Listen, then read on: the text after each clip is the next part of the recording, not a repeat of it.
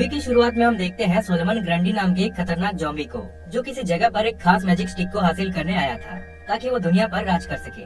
लेकिन तभी वहाँ पर बैटमैन आ जाता है और इन दोनों में फाइट होती है और फाइनली बैटमैन उसको डिफीट कर देता है और उस मैजिक स्टिक को सेफ रखने के लिए अपने वेन म्यूजियम में रख देता है। फिर वो ब्रूस बन के सीधा वेन एंटरप्राइजेस में एक मीटिंग अटेंड करने जाता है, जहाँ उसके एम्प्लॉइज एक artificial intelligence system brother I को इंट्रोड्यूस कराते हैं। उसकी खासियत ये थी कि वो वेन कंपनी के साथ साथ सिटी के हर जगह से कनेक्टेड था और ट्रैफिक लाइट्स, ट्रेन्स, एयरलाइंस और भी कई सिस्टम्स को कंट्रोल भी कर सकता था। और उसने एक फैक्ट्री भी खोल रखा था जहाँ ओमेक नाम के रोबोट्स को तैयार किए जाते थे, जो इंसानों के लाइफ आसान बनाने वाले थे। लेकिन ब्रूस को उस मीटिंग में बिल्कुल भी इंटरेस्ट नहीं था, इसलिए जल्दबाजी में वो ब्रदर आई के लिए परमिशन देकर सीधा अपने घर की ओर निकल जाता है और रास्ते में अल्फ्रेड को कहता है कि मैं ब्रूस वेन वाली लाइफ से तंग आ चुका हूँ, इसलिए मैं चाहता हूँ कि तुम मेरी कंपनी को बेच दो। वही हम देखते हैं कि रेड हुड और टू फेस बैटमैन पर नजर रखे हुए थे और रेड हुड की रियल आइडेंटिटी हमें बाद में पता चलेगा। फिर जैसे ही टू फेस को पता चलता है कि ब्रूस अपनी कंपनी बेच रहा है, तो वो उसको खरीदने का डिसाइड करता है। एक्चुअली वो ब्रूस से बदला लेना चाहता था, क्योंकि उससे ज्यादा सभी ब्रूस को पसंद करते थे और साथ ही वो बैटमैन को भी मारना चाहता था। लेकिन वो ये नहीं जानता था कि ब्रूस ही बैटमैन है। वही ब्रूस जब अपने घर आता है तो हम डेमियन को देखते हैं, जो कि ब्रूस का बेटा है, और वो रॉबिन भी है। तो वो दोनों जब बैटकेव में आते हैं, वो देखते हैं कि वहाँ किसी ने एक नोट छोड़ा हुआ था। वो बैटमैन को एक खास जगह पर आने को बोलता है। फिर रॉबिन भी उसके साथ जाने को कहता है, लेकिन बैटमैन उसको मना करके अकेले वहाँ चला जाता है। वो जैसे ही उस लोकेशन में पहुँचता है, वहाँ पर नाइटविंग, बैटगर्ल और बैटवुमन भी आ पहुँचते हैं। लेकिन कुछ टाइम के बाद बैटमैन की बात ना मानकर रॉबिन भी वहाँ पहुँच जाता है। तभी उन सभी को बहुत सारे रोबोट्स घेर लेते हैं, जिसके बाद वो सब मिलकर बहुत आसानी से उन रोबोट्स को डिफीट कर देते हैं। फिर एक स्क्रीन में रेड हुड अपीयर होता है। वो कहता है कि मैंने गौथम सिटी में 5 बॉम्ब्स लगा रखे हैं, लेकिन मैं तुमको बस 4 बॉम्ब्स के लोकेशन बता रहा हूँ। अगर इन 4 बॉम्ब्स को तुमने डिफ्यूज कर दिया तो मैं आखिरी वाले का भी लोकेशन बता दूंगा। जिसके बाद सभी स्प्लिट होकर अलग अलग बॉम्ब्स को डिफ्यूज करने का डिसाइड करते हैं। सबसे पहले हम देखते हैं बैटवुमन पहुँचती है पुलिस स्टेशन की बिल्डिंग पर, जहाँ किलर क्रॉक ने कमिश्नर गॉर्डन को पकड़ लिया था और वहाँ पर पहला बॉम्ब भी था।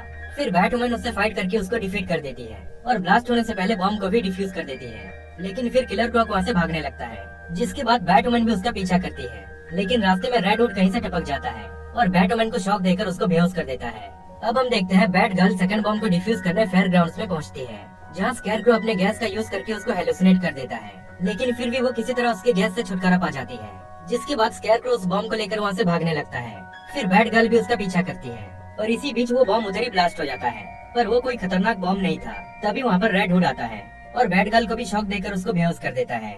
उसके बाद थर्ड बॉम्ब को डिफ्यूज करने नाइटविंग और रॉबिन पहुंचते हैं रेलवे यार्ड में, जहां उनका सामना होता है रिडलर और पेंगुइन से। वो दोनों उस बॉम्ब को लेकर वहां से भागने लगते हैं, पर रॉबिन अकेले ही उनका पीछा करता है और रास्ते में ये बॉम्ब भी ब्लास्ट हो जाती है, पर ये भी कोई खतरनाक बॉम्ब नहीं था। फिर रॉबिन उनको पकड़ लेता है, पर तभी रेड हुड आकर उसको भी बेहोश कर देता है। फिर वहाँ पर नाइटविंग भी पहुँच जाता है और रेड हुड से फाइट करने लगता है, पर एट द एंड वो भी रेड हुड के आगे टिक नहीं पाता। उसके बाद बैटमैन फोर्थ बॉम्ब को डिफ्यूज करने थिएटर में पहुँचता है, जहाँ वो बिली बैटसन यानी सज़म से मिलता है, पर वो अभी बस एक नॉर्मल बच्चा है, यानी उसको अभी तक सज़म की पावर्स नहीं मिली थी। तभी वहाँ टू फेस आता है, जिसके पास वो बॉम्ब था। फिर बैटमैन उससे फाइट करने लगता है और इसी बीच बिली बैटसन किसी तरह उस बॉम्ब को डिफ्यूज कर देता है। फिर बैटमैन जब टू फेस को डिफीट करके उससे पूछता है कि रेड हुड कहाँ पर है, तो वो कहता है कि तुम्हारे बाकी टीम मेंबर्स उसके कब्जे में हैं, जिससे बैटमैन उन सबसे कांटेक्ट करने की कोशिश करता है। पर तभी कॉल पर रेड हुड की आवाज आती है। वो बैटमैन को कहता है कि अगर सबको बचाना चाहते हो तो बैट केव में आ जाओ। फिर बैटमैन तुरंत वहाँ पहुँचता है, जहाँ हम देखते हैं कि रेड हुड ने सभी को कैद कर लिया था और यहाँ हमें पता चलता है कि रेड हुड और कोई नहीं बल्कि जेसन टॉड था, यानी वो बैटमैन का सबसे पहला रॉबिन था। पर बैटमैन को ये पहले से ही पता था कि जेसन ही रेड हुड है। एक्चुअली जेसन बैटमैन को छोड़कर बहुत पहले चला गया था। वो कहता था कि बैटमैन मेरी फिक्र नहीं करता।